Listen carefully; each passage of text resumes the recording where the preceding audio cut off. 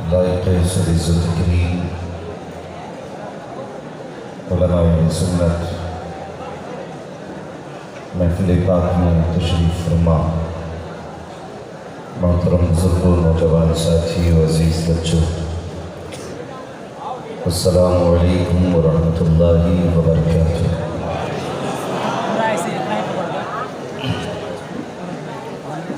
الحمد للہ رب العالمین والعاقبۃ للمتقین والصلاة والسلام علی رسولہ الکریم، اما بعد فاعوذ باللہ من الشیطان الرجیم، بسم اللہ الرحمن الرحیم۔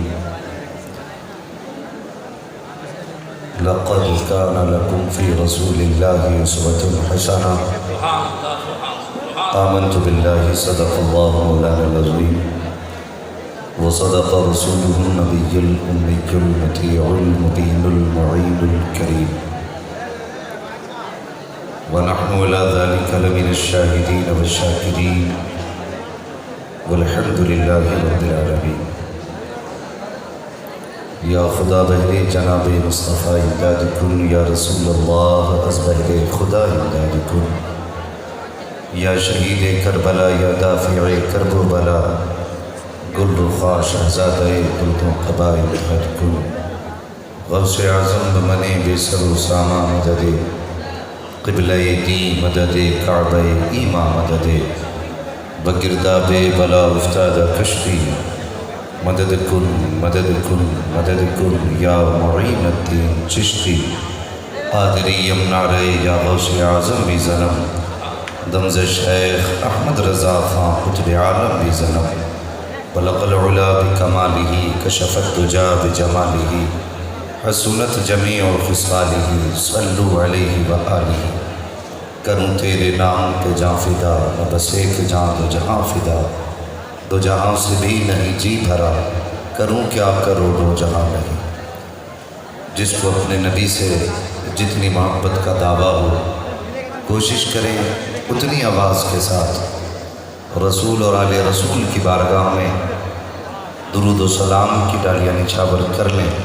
پڑھیں بآواز بلند، اللہم صلی علی سیدنا و شفیعنا و نبینا و مولانا محمد معدن الجود والکرم و آلہ و اصحابہ وبارک وسلم، صلاۃ و سلام علیک یا رسول اللہ صلی اللہ تعالی علیہ وسلم۔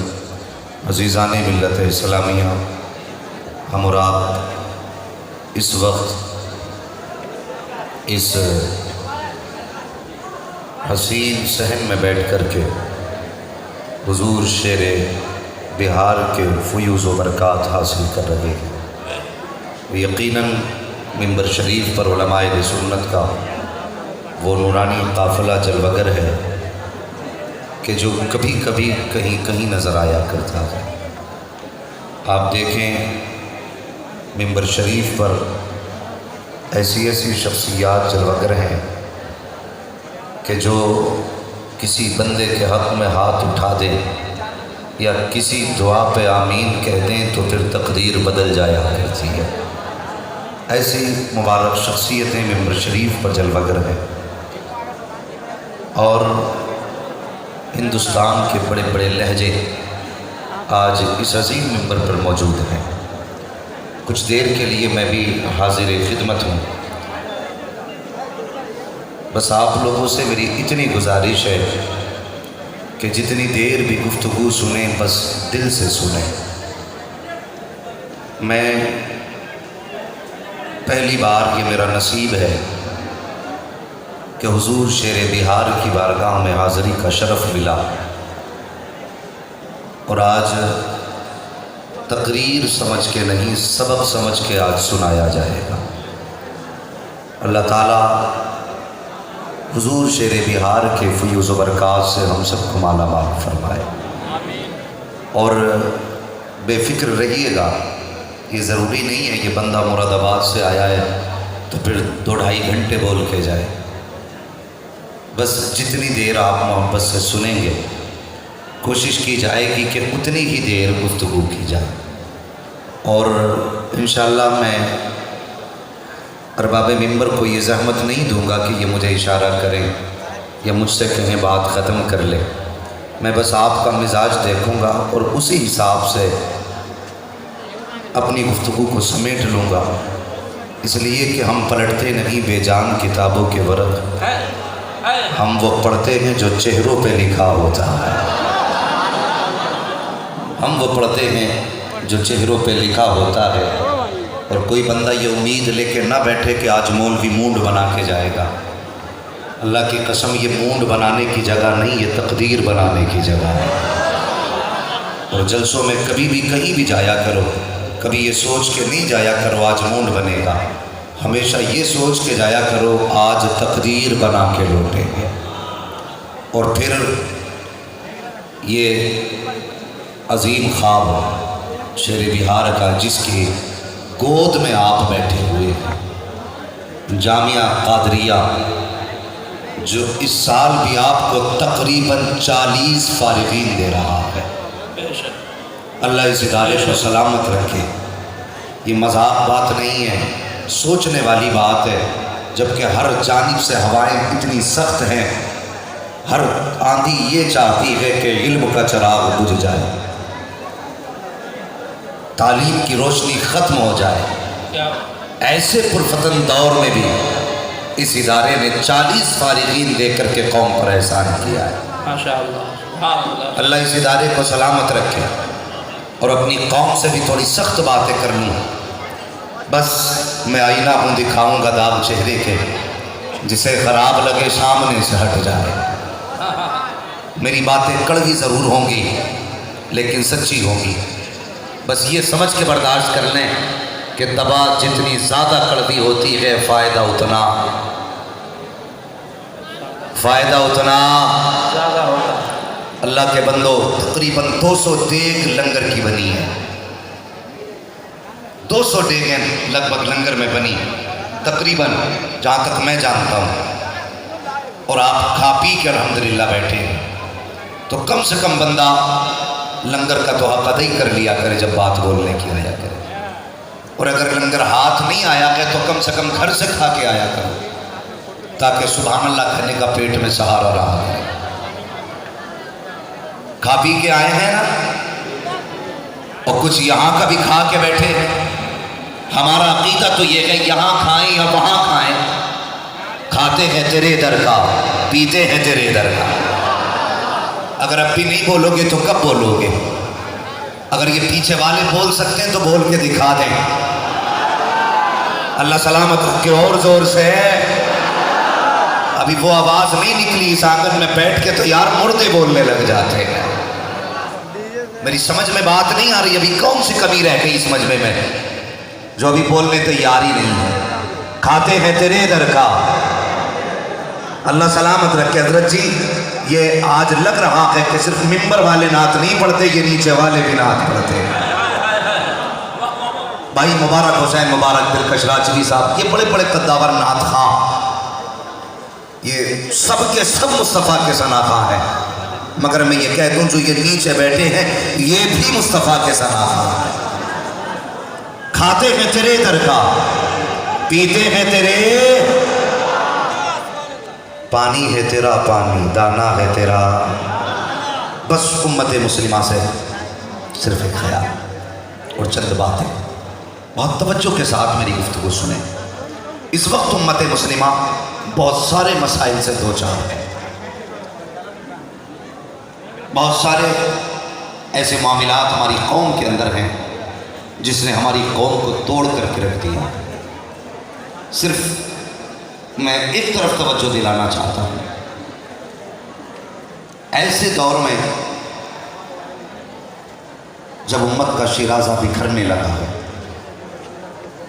لوگ ٹوٹتے جا رہے ہیں، اور ہر شخص کی یہ تلاش ہے کوئی مجھے مضبوط شاخ ملے جس کے سہارے میں بھی 12 برس کھڑا رہوں. ہر انسان یہ چاہتا ہے کہ کوئی نہ کوئی ایسی آندھیوں کے دور میں ایسی سپورٹ ہمیں مل جائے جس کے سہارے ہم محفوظ رہ سکیں. ہر انسان امن چاہتا ہے، ہر انسان سکون چاہتا ہے. لیکن جانتے ہو آج ہماری قوم کا حال یہ ہے کہ ہماری قوم صرف اپنے ہی ہاتھوں سے تباہ ہو رہی ہے، اپنے ہی ہاتھوں سے ہماری قوم تباہ ہوتی جا رہی ہے۔ آج ہماری قوم کی نفرتیں عروج پر ہیں، اتنا بڑا مجمع میرے سامنے ہے، اللہ اکبر۔ جب میں نے سڑک پہ دیکھا میں نے کہا یار یہ سب سے زیادہ لوگ ہوں گے۔ اس کے بعد جب گیٹ میں داخل ہوا پتہ چلا سڑک پہ زیادہ نہیں، گیٹ کے بعد زیادہ لوگ ہیں۔ لیکن میں نے کہا یار یہاں اتنے لوگ تو پھر جلسے میں کون ہوگا؟ لیکن جب گیٹ کے اندر داخل ہوا تو پتہ چلا جتنے لوگ روڈ اور مارکیٹ میں تھے اس سے زیادہ لوگ تو حضور کے جلسے میں بیٹھے ہوئے ہیں، اس سے زیادہ تعداد یہ لوگوں کی۔ لیکن ذرا دل پہ ہاتھ رکھ کے بتائیے ہمارے اتنے بڑے مجمع میں کیا کوئی ایسا بندہ نہیں ہوگا جسے کسی سے ناراضگی جس کے دل میں نہ ہو، کسی کی نفرت جس کے دل میں نہ ہو؟ آج ہم ہزاروں کی بھیڑ میں بیٹھ کر کے نعرے اکٹھے تو لگا لیتے ہیں لیکن آپس کی نفرتیں نہیں مٹا پا رہے ہیں، آپس کے اختلافات نہیں مٹا پا رہے ہیں۔ سچ یہ ہے کہ ہمارے دلوں میں جگہیں ختم ہو چکی ہیں، ایک دوسرے کے لیے گنجائش ہی ختم ہو گئی۔ مجھے بتائیے یہ وہ نورانی جماعت ہے اگر ہاتھ اٹھا دے تو بیڑے پار ہو جائے، مگر میں ان علماء اکرام کی جوتیوں کو سر کا تاج بنا کے بڑی ذمہ داری سے یہ بات کہتا ہوں، اگر کوئی بندہ مسجد میں آئے وضو بھی کرے غسل بھی کرے اور سجدے میں سر رکھے، اللہ فرماتا ہے فرشتو اس نے غسل کیا میں نے اس کا بدن پاک کیا، اس نے وضو کیا ہاتھ پیر پاک کیے، لیکن یہ دل کے اندر اپنے بھائی کا کینہ لے کر کے سجدہ کر رہا ہے، جاؤ اس سے کہہ دو جب تک اس کے دل کے اندر اس کے بھائی کا بغض اور کینہ موجود ہے مجھے اس کے سجدے قبول نہیں ہے۔ اگر چاہتا کہ سجدوں کی قبولیت ہو اس سے کہو جیسے بدن پاک کر کے آیا ہے ویسے ہی دل پاک کر کے آنا چاہیے۔ اب میں صرف ایک بات پوچھنا چاہتا ہوں، اگر مسجد میں کینے کی اجازت نہیں تو جلسوں میں بغض لے کر کے آؤ گے تو نتیجہ کیا ملے گا؟ آپس کی نفرتیں ختم کرو، کب تک یہ ہمارے درمیان آپس میں اختلافات کی دیواریں کھڑی رہے گی؟ بھائی بھائی کا چہرہ دیکھنے تیار نہیں، باپ بیٹے کا چہرہ دیکھنے تیار نہیں، بیٹا باپ سے مصافحہ کرنے تیار نہیں۔ یار بدلو سوچ اپنی، کب تک اس فکر میں ہم جیتے رہیں گے؟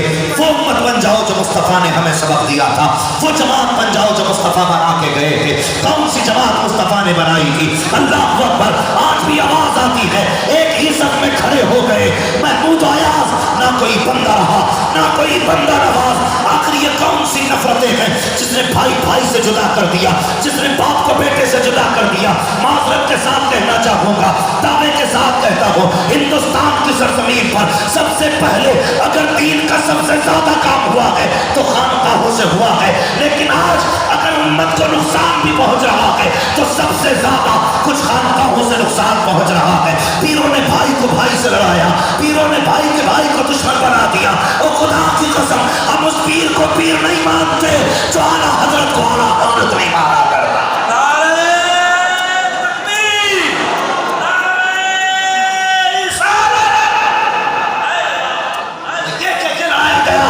میرا مرید ہو گیا تو کسی کی ضرورت کیا ہے؟ میرے ہاتھ میں ہاتھ آ گیا تو کسی کی ضرورت کیا ہے؟ او حیا کر، امت کے ساتھ کھلواڑ نہ کر۔ تو نے بھائی کو بھائی سے اس لیے لڑایا تاکہ تیری جیب میں گرمی رہ سکے، تو نے بھائی کو بھائی کے خلاف صرف اس لیے کر دیا تاکہ تیری تجوریاں بھری رہے، اور اس کے بعد بھی کمزن بھی یہ دیکھو بھوکتا ہے اعلیٰ حضرت کو۔ خدا کی قسم اگر بریلی میں احمد رضا نہ ہوتے تو مرسیڈیز تو کیا ہے، کوئی تجھے آٹو میں بٹھانے کے لیے تیار نہ ہوتا، کوئی رکشے میں بٹھانے کے لیے تیار نہ ہوتا۔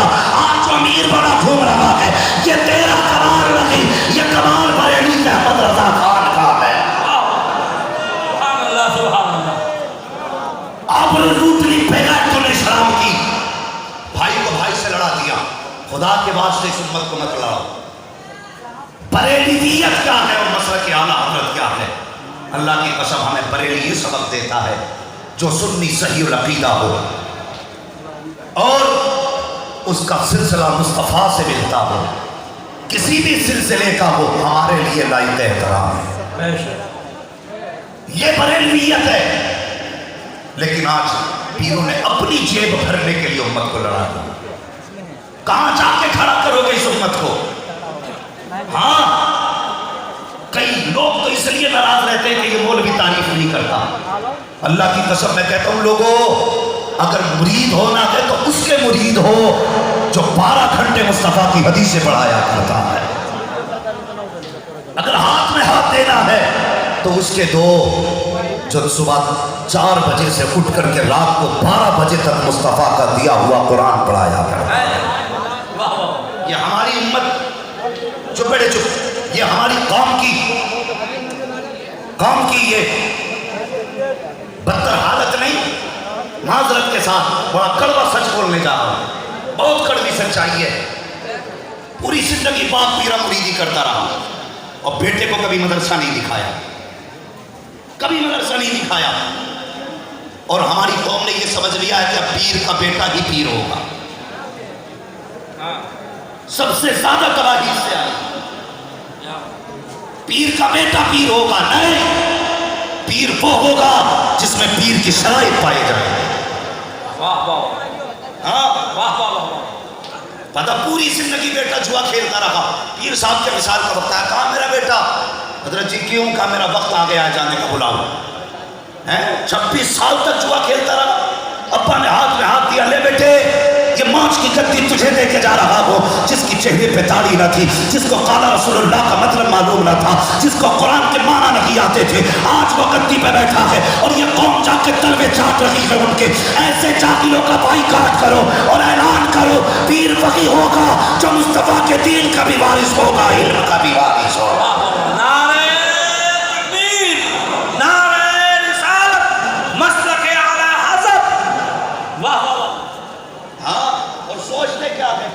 مولوی آئے ہماری تعریف کرے، کیوں؟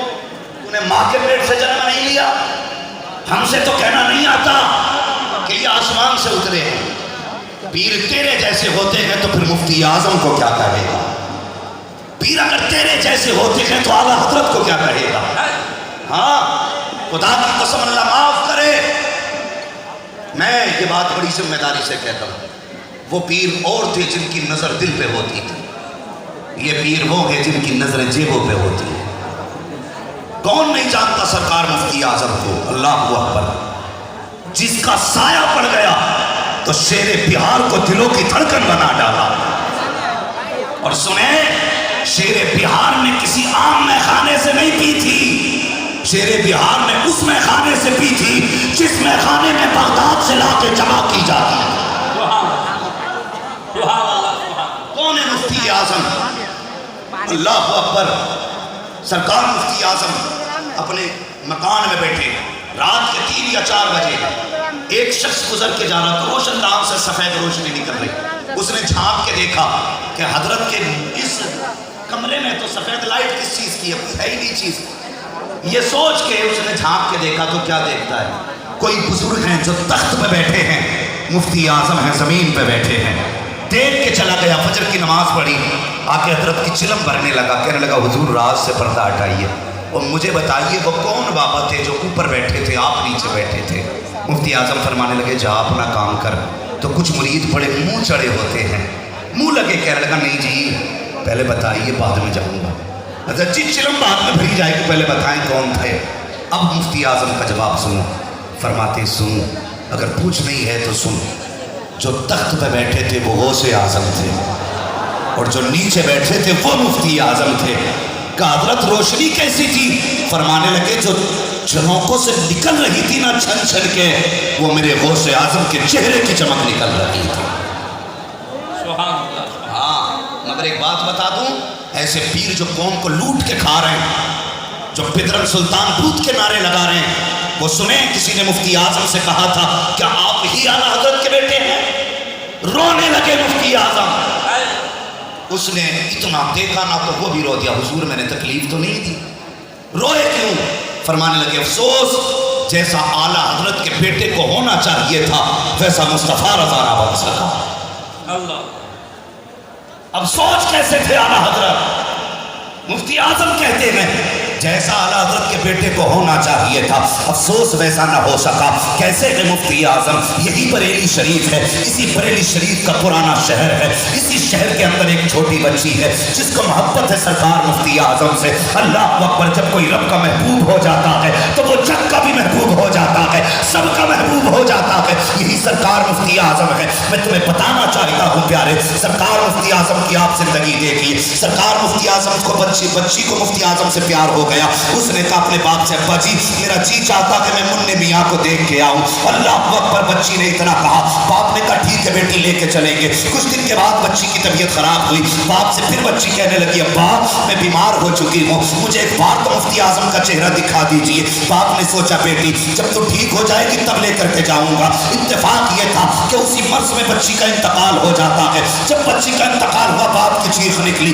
بیٹی کے جنازے پر بیٹھ کر کے باپ رونے لگا۔ پیچھے سے باپ کا بھائی آیا، اس نے کہا کیا بات ہے؟ کہ افسوس اس بات کا ہے کہ بیٹی کو جیتے جی مفتی اعظم کی چوکھٹ پہ نہ لے جا سکا۔ اس نے اپنی زندگی میں کئی بار مجھ سے کہا تھا کہ مجھے ننھے میاں کا چہرہ دیکھنا ہے۔ اللہ اکبر، اتنا سنا تو چچا نے کہا بھائی پریشان کیوں ہوتا ہے، زندگی میں نہ سکی مرنے کے بعد ہی ان کی چوکھٹ پہ لے چلو، اگر یہ نہ دیکھ سکی تو کیا ہوا، کم سے کم مفتی اعظم تو اس کا چہرہ دیکھ لیں گے، وہ تو چہرہ دیکھ لیں گے۔ اتنی بات چچا نے کہی ہے۔ باپ نے بیٹی کی لاش کو اٹھایا، آسان نہیں ہوتا کہ لاش بیٹی کی اٹھانا، لے کر کے سودا گران میں آئے۔ مفتی اعظم ہند مسلح پر بیٹھے ہیں، اس تخت پہ بیٹی کی لاش رکھی گئی جس پہ مفتی اعظم بیٹھا کرتے تھے۔ سرکار مفتی اعظم نے فارغ ہوئے وظیفے سے مڑ کے پیچھے کی طرف دیکھا، فرمانے لگے کیا بات ہے؟ اتنا کہنا تھا باپ رونے لگا، کہا کیوں رو رہے ہو؟ کہا حضور بیٹی آپ کو یاد کرتے کرتے چلی گئی ہے، اس کی تمنا تھی وہ آپ کو دیکھے۔ کہا کہاں ہے بیٹی؟ کہا حضور آپ کے